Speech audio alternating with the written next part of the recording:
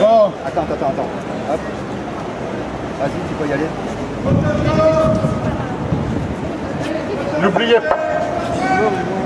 N'oubliez pas que demain, de 15h à 19h, il y a également le même rassemblement qu'aujourd'hui concernant le pass sanitaire. Oui. Au même endroit, de 15h à 19h demain, Assemblée nationale. Vous savez que le pass sanitaire, ils en sont qu'à la première étape, puisque bientôt ils ont dénombré 22 millions de personnes qui devront avoir la 3e dose. Donc il va y avoir beaucoup de personnes qui malheureusement vont nous rejoindre, qui ont cru au Père Noël avant tout le monde, et ils se sont aperçus qu'ils sont en train de se faire avoir. Et là, ce week-end, j'ai eu un ami, il m'a dit, Valentin, voilà ce que j'écris, est-ce que tu pourrais pas le diffuser? C'est un jeune en plus, c'est un jeune. Et j'ai dit, écoute-moi bien, donne ta lettre, je la lirai devant l'Assemblée nationale, pour vraiment, parce que notre jeunesse, ceux qui ont moins de 30 ans, qui subissent aujourd'hui cette obligation vaccinale indirecte, parce que la plupart doivent aller travailler, certains veulent aller au théâtre, ils veulent faire un sport, et malheureusement tout ça leur est privé. La plupart d'entre nous, à plus de 60 ans, moi ils peuvent continuer à me priver d'aller voir ma famille en Normandie, ben, j'irai quand même en covoiturage.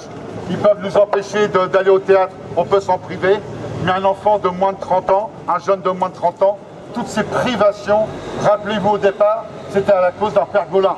Donc du pergolin, on est arrivé aujourd'hui avec un pass sanitaire et des enfants de 12 ans privés de théâtre, de salles de sport, de culture.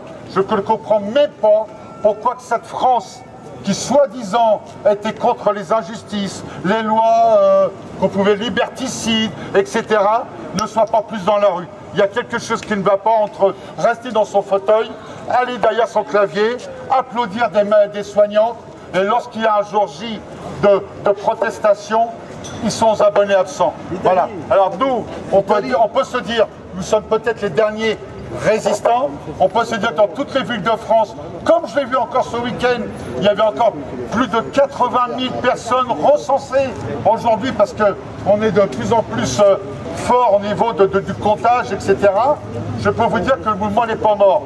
Préparons-nous également pour le mois de novembre. Pour le mois de novembre, n'oubliez pas qu'il y a cette volonté du gouvernement de privatiser la sécurité sociale, de privatiser la caisse des retraites. Je pense qu'en mettant peut-être 4 ou 5 doses, peut-être que les citoyens vont accepter cette mise en tutelle de nos retraites et de sécurité sociale. Donc à nous de se battre. À nous de se battre. Pourquoi? Parce que ce courrier de ce jeune de 30 ans que j'ai vu à Beauvais il y a 15 jours m'a touché et je lui ai promis que je la lirai devant l'Assemblée nationale. Alors je vous la lis. Bonjour, bienvenue à tous. Merci de votre mobilisation. Un militant, un ami, nous a rapporté un bien triste dialogue avec un trentenaire raisonnablement cultivé, intelligent et ouvert. Notre ami se révoltait du chantage à la perte des libertés fondamentales que subissent ses amis soignants et pompiers. Il s'est entendu répondre avec force, ben c'est leur problème. Ils ont choisi de ne pas se faire vacciner, c'est eux qui ont décidé. Sous-entendu, c'est eux qui ont choisi de renoncer à tous leurs droits, puisqu'ils ont l'insolence de prétendre défendre leur intégrité corporelle. Aujourd'hui, un jeune homme français, normal, plutôt défavorisé, pense que quand on a un de ses frères en humanité décide de défendre un de ses droits sacrés et inaliénables, il est logique, naturel et inéluctable qu'il les perde tous. Inaliénable, c'est-à-dire qu'aucune loi, aucune légitimité, aucun être humain, quel qu'il soit, ne peut lui être contesté. Seuls les droits de l'homme sont inconditionnels, soit ils n'existent absolument pas. Ce jeune homme n'est pas membre d'une société secrète malveillante.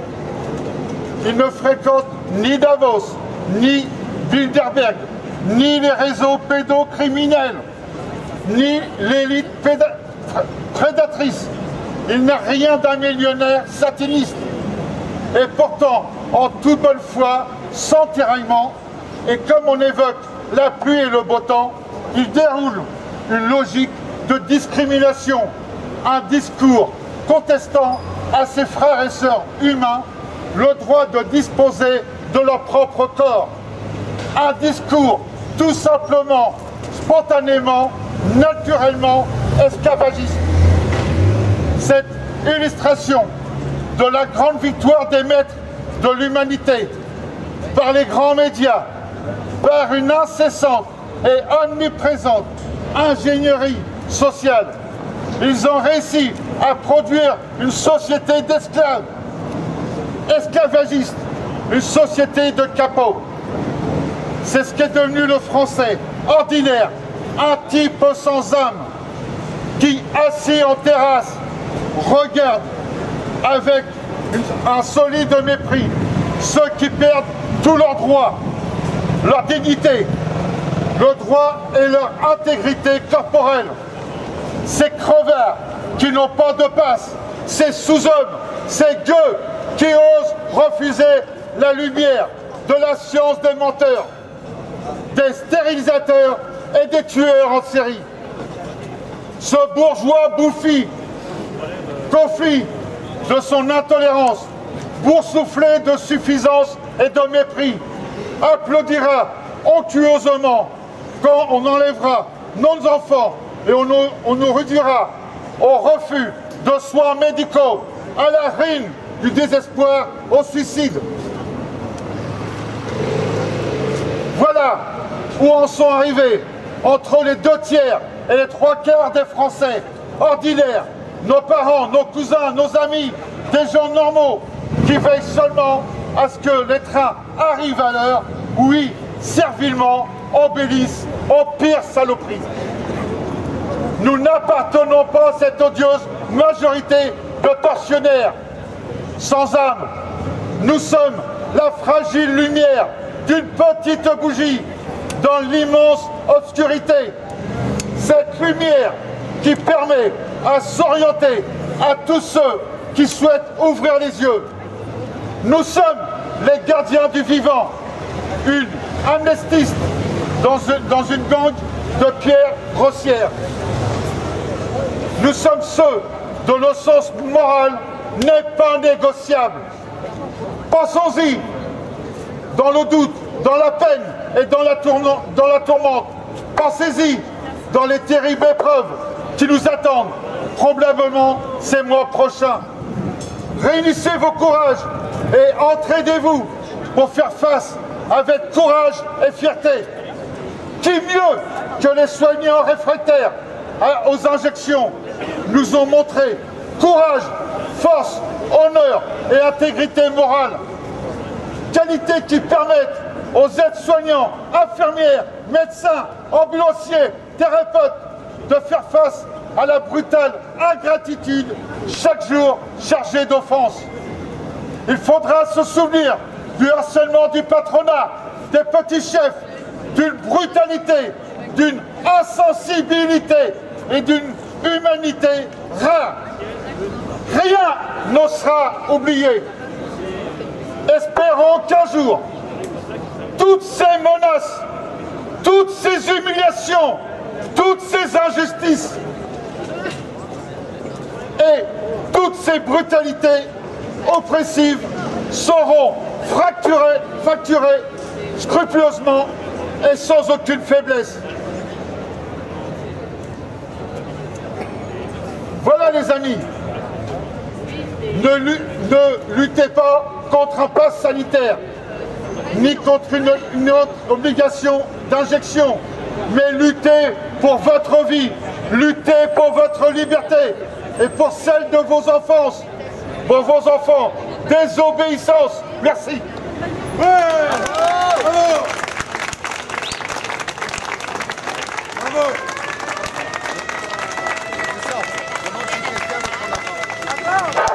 Voilà. j'ai pas besoin, non. Merci beaucoup. Ce qui compte, c'est qu'on m'entende, pas spécialement qu'on me voit, je suis pas plus beau que les autres. On passe, on n'en veut pas, mais en revanche, le travail, on en veut bien. Beaucoup d'entre nous ont traversé la rue, mais toujours rien. Alors Macron, on passe, on n'en veut pas, mais du travail, on en veut bien. Tout ça pour résumer la scène politique depuis des décennies qui nous promet de régler le problème de l'emploi. Eh bien, toujours pas. Les problèmes sociaux non plus. Les problèmes sociaux ne sont pas résolus avec des amendes de 135 €, une marginalisation à la télévision, une diabolisation à la télévision, la division entre les Français, entre les vaccinés et les non-vaccinés. Ici, nous venons défendre nos droits à l'existence. C'est de la survie que nous faisons. Nous voulons travailler, nous sommes en pleine forme. On a une excellente nouvelle à vous véhiculer, nous sommes en pleine forme. Nous ne sommes pas malades. Nous avons tous un médecin traitant et nous souhaitons qu'il puisse nous soigner en toute liberté. Que les médecins puissent soigner en France leurs patients en toute liberté, sans aucune pression politique et non plus avec des conflits d'intérêts. Que les choses soient saines, que les choses soient transparentes. Dans un monde où les nouvelles technologies permettent le traçage des individus que nous sommes, des caméras un peu partout, une observation, une surveillance, ça on n'en veut pas non plus. En revanche, on est en droit de savoir qu'est-ce que vous faites.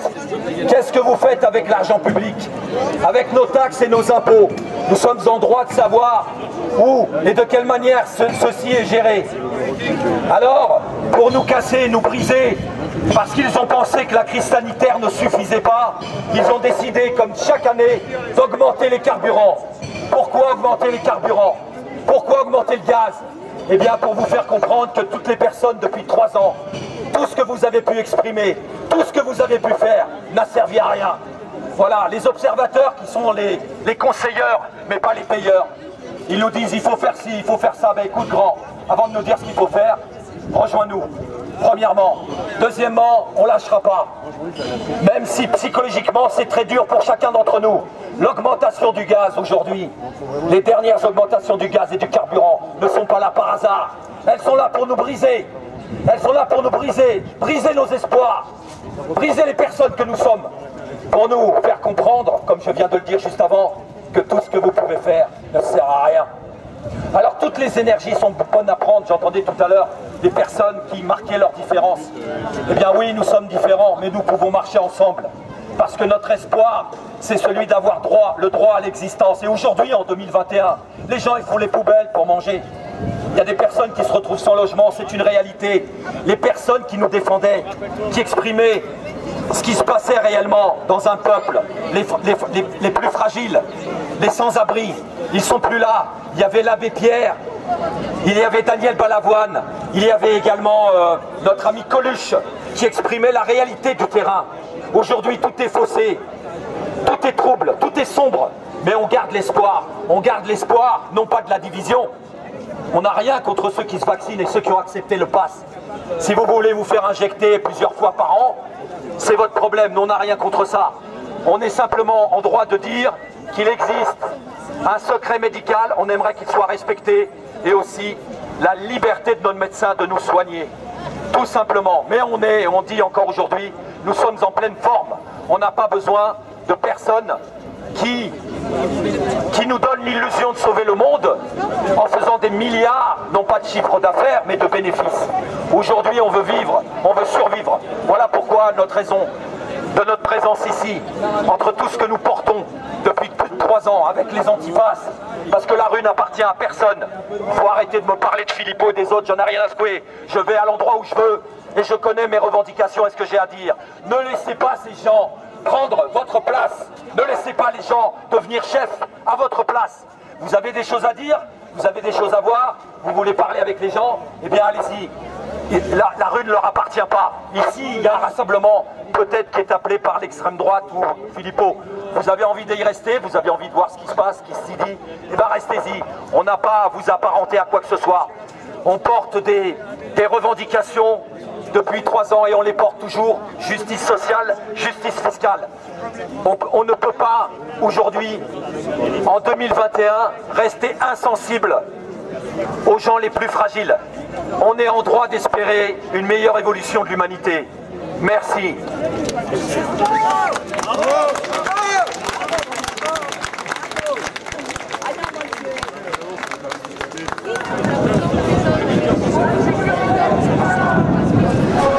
Bonjour, c'est pour Chiche TV. Bonjour. Vous pouvez vous présenter chichement? Eh bien, je m'appelle Alexandre Juvagne-Brunet, je suis l'ancien capitaine Saint-Cyrien de gendarmerie et je suis l'initiateur des comités de salut du peuple qui sont présents aujourd'hui sur la place Édouard Herriot pour manifester avec puissance, pour réclamer le retour de la vérité et de la liberté. Okay. Vous-même, en tant que gendarme, vous êtes gendarme, ça? Ancien gendarme. Ancien gendarme. Oui. Et vous avez des collègues ou des ex-collègues qui sont impactés par le pass sanitaire? Ils sont en face et ils ont été vaccinés à 95% par rapport à toutes les infos que j'ai. Et beaucoup commencent vraiment à se poser des questions maintenant sur le prolongement du pass, mais aussi sur la vaccination qui pourrait les toucher à 3e, 4e, 5e dose, parce qu'ils voient bien en fait qu'il y a quelque chose qui ne fonctionne pas dans le système. Donc même les plus indécis ou les plus réfractaires à toutes les informations qu'on leur lançait, maintenant commencent à comprendre. La vérité fait son chemin, et elle est en train de faire son chemin dans tous les esprits, dans tous les cœurs. Okay. Et là vous venez, vous êtes venu, il y a eu une déclaration des Gilets jaunes vers 4h, 16h, et après il y a ensuite Florian Philippot à 17h. Vous êtes sur les deux manifs ou... Non, bah nous en fait on est solidaires de tous les groupes citoyens qui partagent ce combat, voilà, qu'ils soient Gilets jaunes, patriotes, tout le monde, on est solidaires.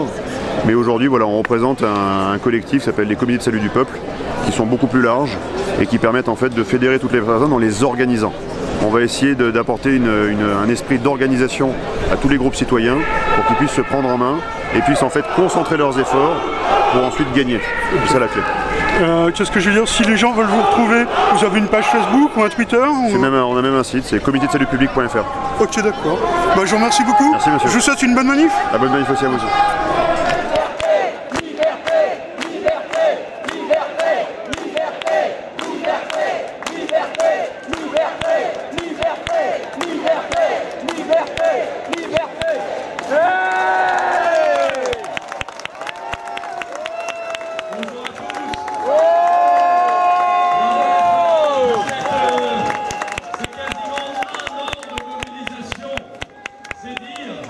Mobilisation pour quelque chose de juste naturel, c'est-à-dire notre liberté. Je reprends la parole tout à l'heure, je voudrais donner la parole à des hommes et des femmes que le pouvoir méprise, qu'il faisait cyniquement applaudir aux fenêtres il y a 1 an et demi et qu'il a suspendu par dizaines de milliers depuis quelques semaines.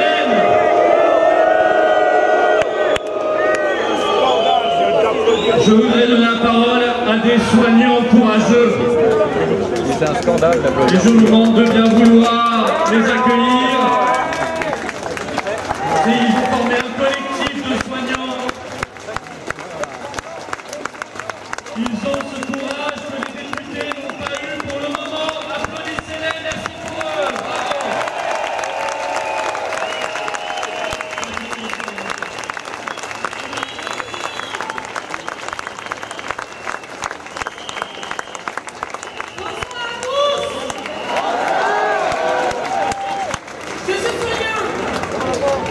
Ça fait 10 ans que j'exerce dans le soin.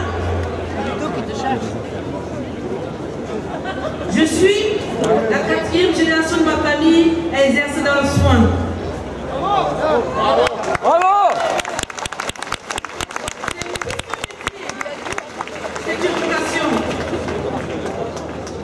Depuis plusieurs années, la situation de l'hôpital se dégrade inlassablement. La pandémie Covid n'a pas arrangé les choses. La prise en soin des patients, les conditions de travail sont de plus en plus déplorables. Le 8 octobre 2020,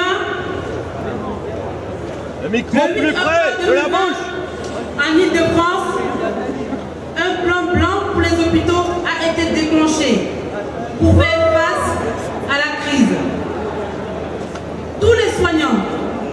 les retraités, ceux encore en poste, les suspendus d'aujourd'hui, les étudiants ont répondu présent. Oui, nous étions là. Nous n'avons pas compté nos heures.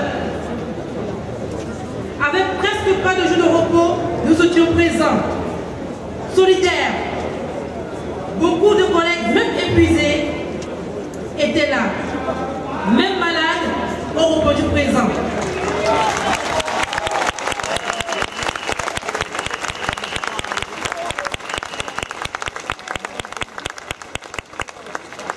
Oui, la crise a fait les liens entre soignants.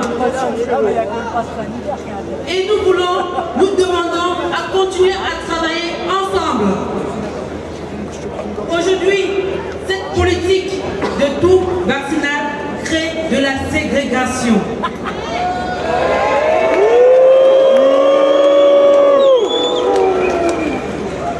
Nous voulons penser à nos collègues encore en poste.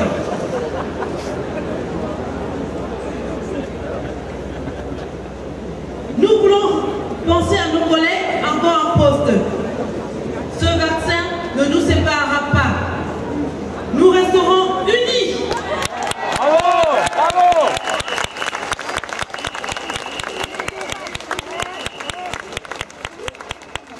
Nous avons des appels, des messages de soutien de nos collègues qui sont inquiets. Inquiets pour nous-mêmes et pour eux. Car la situation et l'ambiance à l'hôpital continuent de se dégrader. Certains collègues vaccinés, toujours au travail, commencent à développer des symptômes.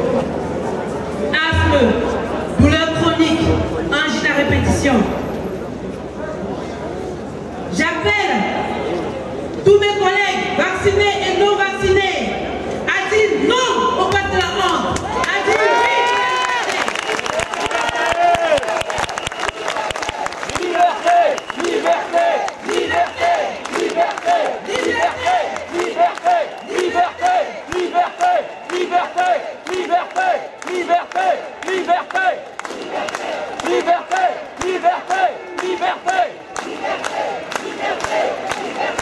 liberté, liberté, liberté. Vaccinés et non vaccinés, tous les soignants sont compétents. Merci. Bravo. Liberté, liberté.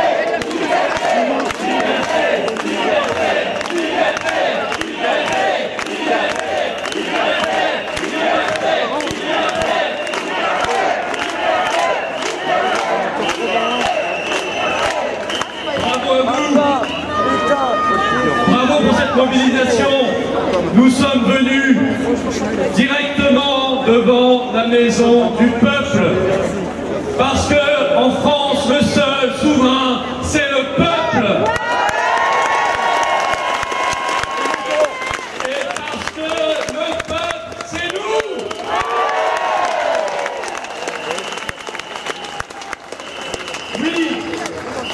Oui, il y a un état d'urgence à déclarer, mais pas l'état d'urgence pseudo-sanitaire.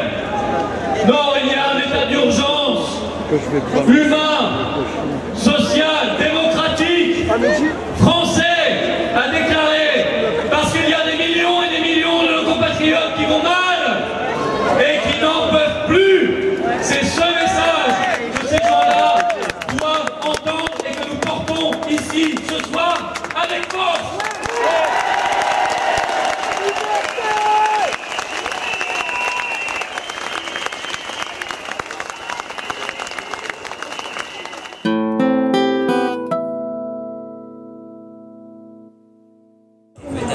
Yes, super.